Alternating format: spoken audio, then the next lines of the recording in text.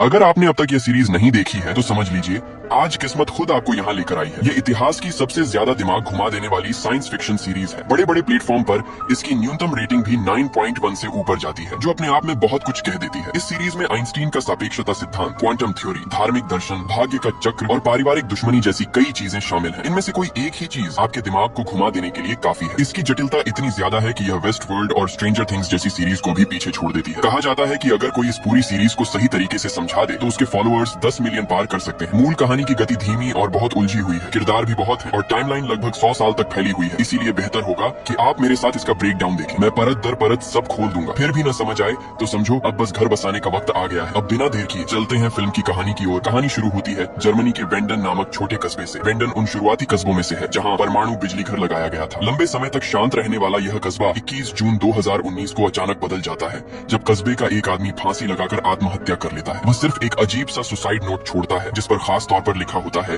कि इसे 4 नवंबर 2019 को रात 10:13 के बाद ही खोला जाए। आत्महत्या करने वाले का नाम माइकल कानवाल्ड था। उसका बेटा योनास कानवाल्ड इस घटना से बुरी तरह टूट गया। उसे समझ नहीं आ रहा था कि उसके पिता ने अचानक ऐसा कदम क्यों उठाया। 2 महीने से वह मानसिक रूप से भटका सा रह रहा था। उसकी माँ हन्ना कानवाल्ड एक मसाज थेरेपिस्ट है और बेटे से बिल्कुल उलट जल्दी ही पति की मौत के दुख से उबर जाती है। वह पड़ोस के पुलिस चीफ उलरिख नील्सन के साथ चुपके चुपके संबंध भी रखने लगती है। उसकी खिड़की पर चढ़ने की प्रैक्टिस देखकर साफ लगता था कि यह कोई नई बात नहीं है। घर में योनास की दादी इंस कानवाल्ड भी रहती है, जिनका फोटो हन्ना ने फैमिली फ्रेम से फाड़ दिया है। स्पष्ट है कि सास बहू के रिश्ते ठीक नहीं है। दूसरी ओर वही पुलिस चीफ उलरिख नील्सन सुबह सुबह जॉगिंग का नाटक करके घर लौटता है। घर पर उसकी पत्नी काथरीना नील्सन नाश्ता बना रही है। उनके 3 बच्चे हैं, बड़ा बेटा मैग्नस नील्सन, छोटा बेटा मिकेल नील्सन और बेटी मार्था नील्सन। हाल के दिनों में उलरिख का रोज सुबह दौड़ना काथरीना के मन में शंका की चिंगारी जगा रहा था। आज 4 नवंबर की रात आखिरकार दस्तक दे चुकी थी। घर में दादी घबराई हुई बैठी है ताकि ठीक समय पर चिट्ठी खोली जा सके। यही दिन योनास के स्कूल लौटने का भी है, लेकिन स्कूल पहुंचते ही उसे मीटिंग के लिए बुला लिया जाता है। संयोग से स्कूल की प्रिंसिपल पुलिस चीफ उलरिख की पत्नी काथरीना ही है, क्योंकि 13 दिन पहले योनास का सहपाठी नोआ रहस्यमय तरीके से गायब हो गया था। पुलिस ने हर जगह खोजा मगर कोई सुराग नहीं मिला। तभी योनास की गर्लफ्रेंड मार्था वहाँ पहुँचती है। वह उसे मुस्कुराकर देखती है,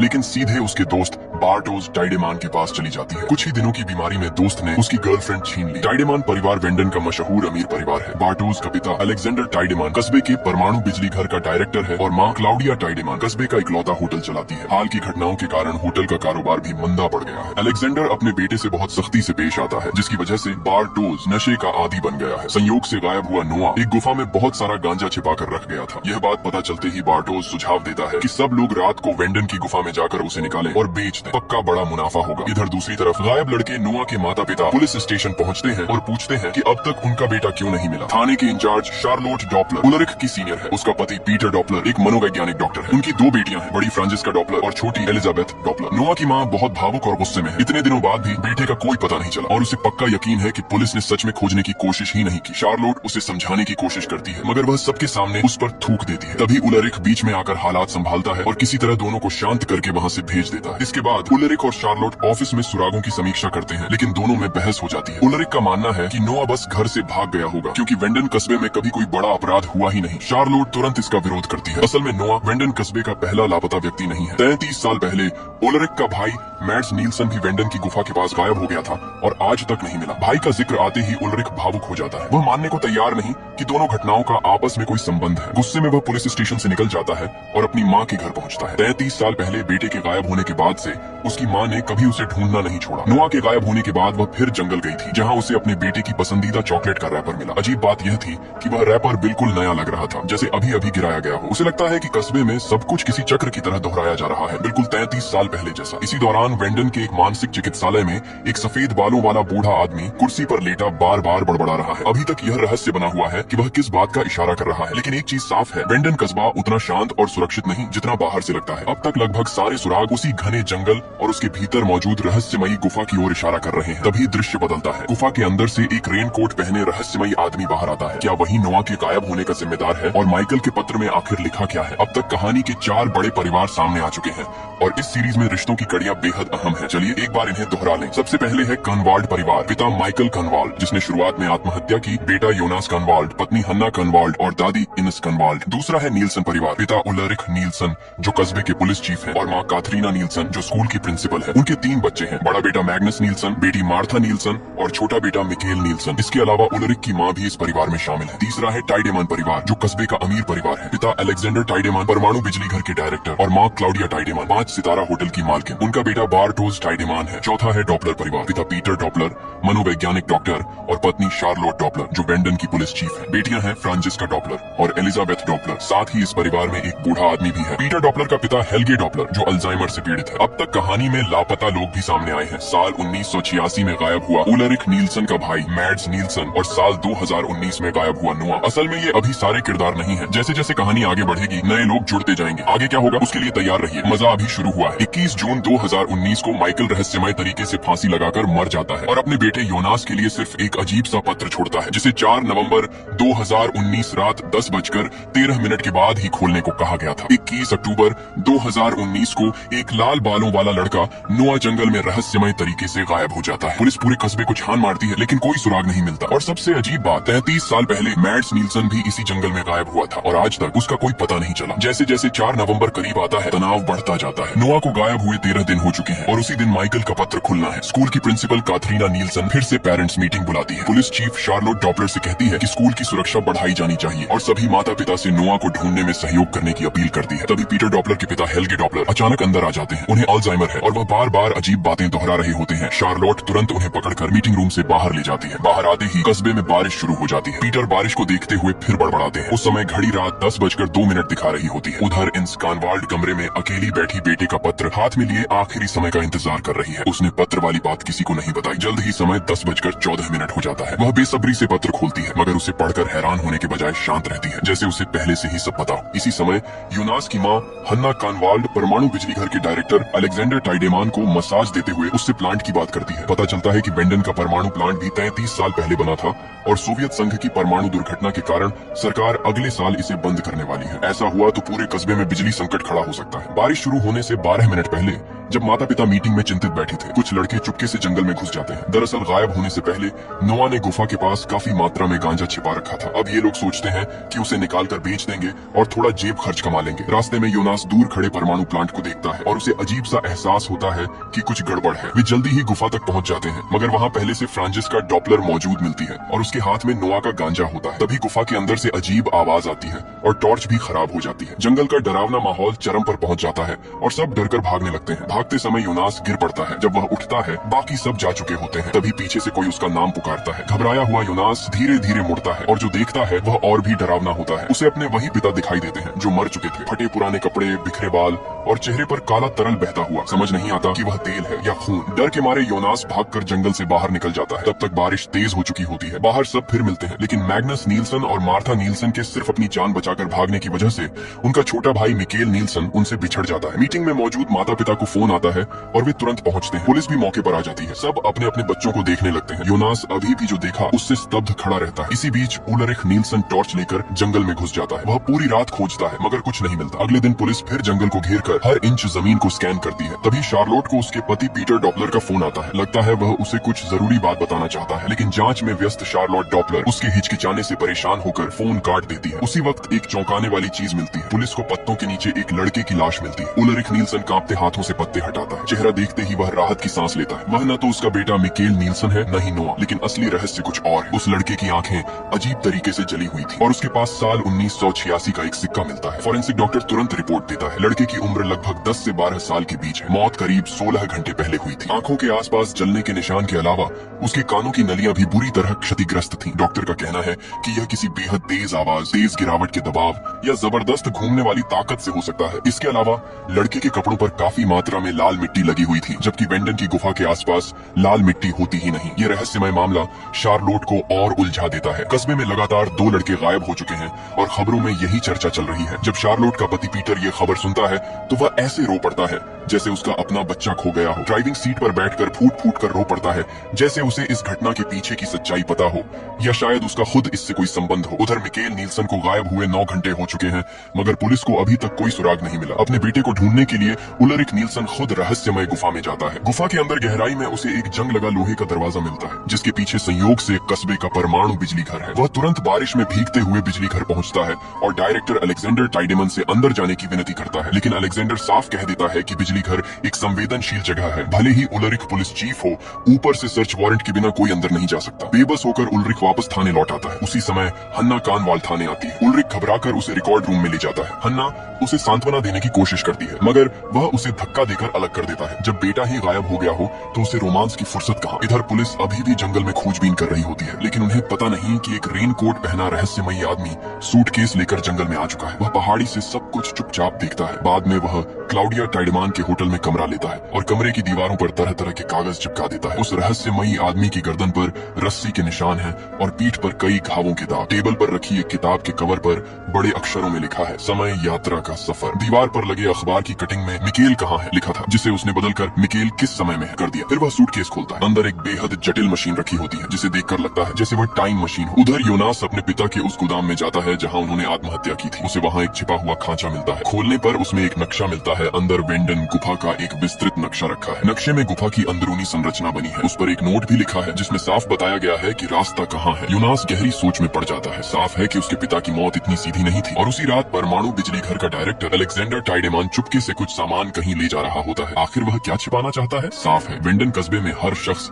अपने अंदर कोई न कोई राज छिपाए बैठा है। एक ही रात में 33 भेड़ें अचानक मर जाती हैं। मौके पर न खून के निशान मिलते हैं, न काटने के और न ही जहर के कोई संकेत। ऐसा रहस्यमय मामला बूढ़े पुलिस चीफ ने भी पहले कभी नहीं देखा था। इसी दौरान गायब हुआ मिकेल नील्सन रहस्यमयी गुफा से बाहर निकल आता है, लेकिन बाहर का नजारा कल से अलग लगता है। सड़क किनारे और उसके घर के आंगन में कुछ ऐसी गाड़ियां खड़ी हैं जिन्हें उसने पहले कभी नहीं देखा। यहाँ तक कि चाबी से दरवाजा भी नहीं खुलता। तभी आवाज सुनकर एक लड़का बाहर आता है और उससे पूछता है कि वह कौन है और यहाँ क्या कर रहा है। मिकेल नील्सन कहने ही वाला था कि यह उसका घर है, तभी एक लड़की आकर बात काट देती है। हैरानी की बात, उस लड़की का नाम काथरीना नील्सन और लड़के का नाम उलरिक नील्सन है, जो असल में उसके माता पिता के नाम है। दोनों के जाने के बाद मिकेल जमीन पर पड़ा अखबार देखता है। उस पर तारीख लिखी होती है 5 नवंबर 1986। सारे संकेत बताते हैं कि वह 33 साल पीछे अतीत में पहुंच चुका है। थोड़ी देर बाद वह घर के अंदर जाता है और माँ को पुकारता है। सोफे पर बैठी एक थकी हुई औरत माँ सुनकर समझती है कि उसका खोया बेटा मैड्स नील्सन लौट आया है, लेकिन जब उसे पता चलता है कि यह उसका बेटा नहीं है तो वह पागलों की तरह मैड्स नील्सन के बारे में पूछने लगती है। डरा हुआ मिकेल किसी तरह उससे छूटकर पुलिस स्टेशन पहुंचता है। उस समय ड्यूटी पर पुलिस चीफ एगोन टाइडेमान होते हैं। मिकेल नील्सन कहता है कि उसके पिता उलरिक नील्सन यहाँ के चीफ हैं। एगोन उसके शरीर पर चोट के निशान देखकर सोचते हैं कि यह किशोर उलरिक नील्सन की शरारत होगी। चूंकि उन्हें भेड़ों की पोस्टमार्टम रिपोर्ट देखने जल्दी जाना होता है, वे मिकेल को ऑफिस में रुकने को कहते हैं ताकि डॉक्टर आकर उसका इलाज कर सके। जैसे ही एगोन जाते हैं, मिकेल टेबल पर रखी फाइलें देखने लगता है। उसे मैड्स नील्सन के लापता होने से जुड़े दस्तावेज मिलते हैं। एक पुरानी फोटो भी मिलती है जिसके पीछे मैड्स और उसके पिता का नाम लिखा है। तब उसे यकीन हो जाता है वह सचमुच 33 साल पीछे आ चुका है। तभी एक नर्स अंदर आती है। वह और कोई नहीं बल्कि साल 2019 की इंस कानवाल दादी का जवान रूप होती है। वह मिकेल नील्सन को अस्पताल ले जाती है। उसे लगता है कि शायद उसके माता पिता उसे मारते थे, इसलिए वह घर से भाग आया। पट्टी करते समय वह उसे प्यार से समझाती रहती है, मगर चाहे वह कुछ भी पूछे मिकेल चुप ही रहता है। जाते समय वह कहता है कि वह साल 2019 से आया है, लेकिन इनस कानवर्ट सोचती है कि वह कॉमिक्स से ज्यादा पढ़ता है और बात को गंभीरता से नहीं लेती। इसी समय गायब हुआ नोआ भी साल 1986 में दिखाई देता है। रेनकोट पहना रहस्यमयी आदमी उसे मशीन से बांधकर किसी तरह का इंसानी प्रयोग कर रहा है। उसके सीने पर 1986 का सिक्का भी लटका है। टीवी पर एक सफेद बालों वाला बूढ़ा समय यात्रा के सिद्धांत समझा रहा होता है। सब संकेत यही बताते हैं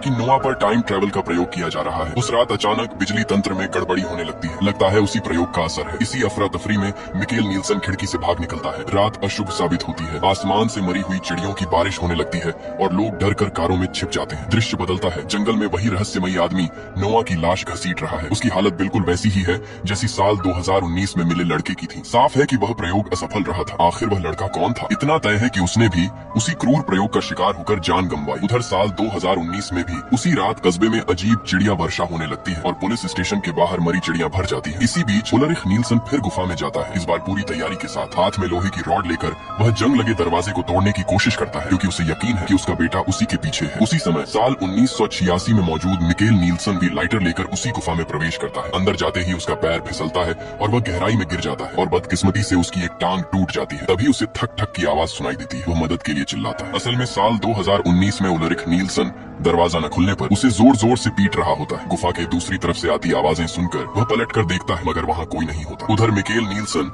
जवाब न मिलने पर टूटी टांग के साथ लाइटर उठाकर बाहर की ओर बढ़ता है। किस्मत का खेल देखिए, दोनों बाप बेटे एक ही जगह मौजूद होते हैं, मगर उनके बीच 33 साल का फासला होता है। क्या इंसान समय यात्रा कर सकता है? आइंस्टीन के सापेक्षता सिद्धांत के अनुसार यदि कोई वस्तु प्रकाश की गति से भी तेज चल सके तो वह अतीत में लौट सकती है या भविष्य में जा सकती है। अगर वर्महोल सिद्धांत सच में अस्तित्व में हो तो समानांतर समय रेखाएं संभव हो सकती हैं, यहाँ तक कि इंसान अपने ही दूसरे रूप से मिल सकता है। यही इस कहानी का मुख्य विचार है। इसीलिए अगर कहा जाए कि यह इतिहास की सबसे दिमाग घुमा देने वाली साइंस फिक्शन कहानी है तो यह बिल्कुल भी अतिशयोक्ति नहीं होगी। बड़ी संख्या में भेड़ों और पक्षियों की रहस्यमयी मौत के मामले में साल 1986 के पशु विशेषज्ञ का मानना था कि भेड़ें डर से मरी क्योंकि वे बहुत संवेदनशील होती हैं। बस 2-3 के घबराने से पूरा झुंड नियंत्रण खो देता है। लेकिन समस्या यह थी, सभी भेड़ों के कान के पर्दे पूरी तरह फटे हुए थे। साल 2019 के फॉरेंसिक विशेषज्ञ ने ज्यादा पेशेवर निष्कर्ष दिया। मरी हुई चिड़ियों की खोपड़ी और कान के पर्दे भी क्षतिग्रस्त थे। संभवतः वे दिशा भ्रमित होकर गिरी, शायद किसी शक्तिशाली विद्युत तरंग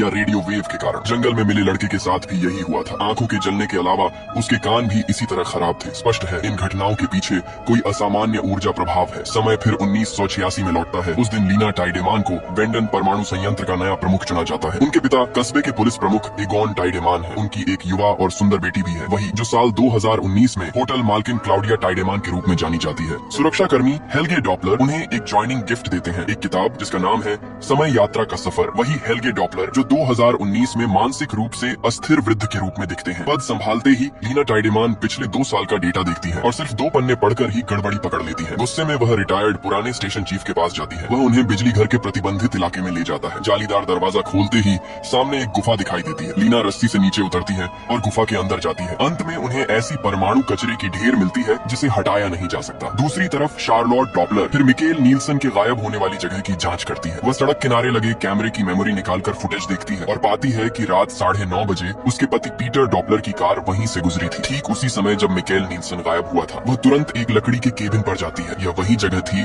जहाँ पीटर अपने पिता के साथ रहा करता था। बाहर उसे लाल मिट्टी मिलती है, बिल्कुल वैसी ही जैसी जंगल में मिले लड़के के कपड़ों पर थी। जमीन पर टायर के निशान भी होते हैं। अब उसे शक हो जाता है कि पीटर डॉपलर का उस लाश से कोई न कोई संबंध है। केबिन के पास ही उसे एक दरवाजा मिलता है। अंदर एक तंग गोदाम है जो नोआ पर किए गए प्रयोग वाले कमरे जैसा लगता है। उसी दिन बेटी एलिजाबेथ डॉपलर स्कूल से लौटकर जेब से एक पॉकेट वॉच निकालकर शार्लोट डॉपलर को देती है। वह कहती है कि यह घड़ी उसे नोआ नाम के व्यक्ति ने दी और कहा कि यह पहले शार्लोट की ही चीज थी। जब घड़ी खोली जाती है तो अंदर सच में उसका नाम लिखा होता है। फिर एलिजाबेथ नोआ का एक चित्र भी बनाती है। दूसरी ओर योनास अपने पिता का छोड़ा हुआ नक्शा लेकर कई बार गुफा में जाता है, लेकिन हर बार खाली हाथ लौटता है। उसे नहीं पता कि उसकी हर हरकत पर एक रहस्यमयी आदमी नजर रख रहा है। रात को वही आदमी चुपके से योनास के कमरे में आता है और नक्शे पर कुछ निशान लगा देता है। अगले दिन होटल छोड़ते समय वह क्लाउडिया टाइडेमान को एक पैकेट देता है और कहता है कि इसे आज रात तक योनास कानवाल्ड को जरूर दे देना। उसी दिन योनास कब्रिस्तान में पिता की कब्र पर जाता है। तभी वह रहस्यमयी आदमी सूटकेस लेकर उसके पास आता है। वह कहता है कि उसके पिता ने कभी उसकी जान बचाई थी। फिर वह कुछ रहस्यमयी वाक्य कहता है। इसके बाद चला जाता है। लेकिन उसी दिन पूरे कस्बे को हिला देने वाली घटना फिर घटती है। एक 9 साल का लड़का रहस्यमय तरीके से गायब हो जाता है। सिर्फ 10-15 दिनों में कस्बे से 3 लड़के गायब हो चुके हैं। पुलिस प्रमुख उलरिक नील्सन खुद को पूरी तरह असफल महसूस करता है। उसे लगता है कि 33 साल पहले उसके भाई के गायब होने की वजह उस समय के पुलिस प्रमुख की नाकाबिलियत थी, मगर अब 33 साल बाद वही नाकाबिल इंसान वह खुद बन चुका है क्योंकि उसका अपना बेटा भी लापता है। शार्लोट डॉपलर मानती है कि यह नीत्शे का अनंत पुनरावृत्ति सिद्धांत है। हमारा एक साल 365 दिन का नहीं हो सकता। संभव है कि ब्रह्मांड का चक्र 33 वर्षों का हो। हर 33 साल बाद ब्रह्मांड रीसेट होता है और घटनाएं फिर से वैसी ही घटती हैं। उधर बार्टोस टाइडेमान को नोआ का फोन आता है। नोआ कहता है कि उसके पास बहुत सारा गांजा है। नशे का आदि बार्टोस उत्साहित हो जाता है और अपने दोस्त योनास को बताता है, उसे रात में साथ चलने को कहता है। लेकिन रात में वह वादा तोड़ देता है और मार्था नील्सन के कमरे में पहुंच जाता है। वही लड़की जिसे बार्टोस उससे छीन चुका था। दोनों का अधूरा प्यार फिर जाग उठता है और वे दोबारा साथ हो जाते हैं। उधर बार्टोस काफी देर तक योनास का इंतजार करता रहता है। फोन भी नहीं उठता तो वह अकेले ही नोआ की कार में बैठ जाता है। कुछ मिनट बाद वह कार से उतरता है और उसके चेहरे पर गहरी चिंता दिखती है। इधर योनास घर लौटता है तो उसे एक रहस्यमय पार्सल मिलता है। अंदर एक लैंप, एक सिग्नल डिटेक्टर और नक्शे पर लिखा संदेश होता है। साथ ही उसे अपने पिता का सुसाइड नोट मिलता है। तब उसे पता चलता है कि उसका पिता वही लड़का मिकेल नील्सन था जो साल 2019 में समय यात्रा करके 33 साल पीछे चला गया था, जहाँ नर्स इंस कानवाल्ड ने उसे गोद लेकर माइकल कानवाल्ड नाम दिया था। पिता लिखते हैं कि उन्हें नहीं पता वे आखिर किस समय यह दुनिया से ताल्लुक रखते हैं। अंधेरे में जीते रहना नहीं चाहते, इसलिए वे अपनी जिंदगी खत्म करने का फैसला कर रहे हैं। चिट्ठी पढ़कर योनास सदमे में रह जाता है। अभी अभी जिसके साथ वह था वह असल में उसकी अपनी बुआ निकली। अब सवाल सवाल उठता है, उस रहस्यमय व्यक्ति के पास माइकल कानवॉल्ड की चिट्ठी कैसे आई, उसका योनास कानवॉल्ड से क्या रिश्ता है। कुल मिलाकर यह एक ऐसी सीरीज है जो रहस्यों से भरी हुई है। हर जगह सवाल, हर मोड़ पर नया जाल, हर जवाब नए सवाल खड़े करता है। तो आगे क्या होगा ये जानने के लिए अगले एपिसोड का इंतजार करना ही पड़ेगा। इतना देखने के बाद अगर आप सोच रहे हैं कि कहानी को यहाँ क्यों रोका गया, तो वजह साफ है, ये एक सीरीज है। हर एपिसोड करीब 90 मिनट का है। अगर सब कुछ एक साथ बताया जाए तो देखना भी भारी पड़ जाए। अब कहानी खत्म होने का वक्त है। सच्चे दिल से धन्यवाद उन सभी दोस्तों को जिन्होंने अंत तक देखा।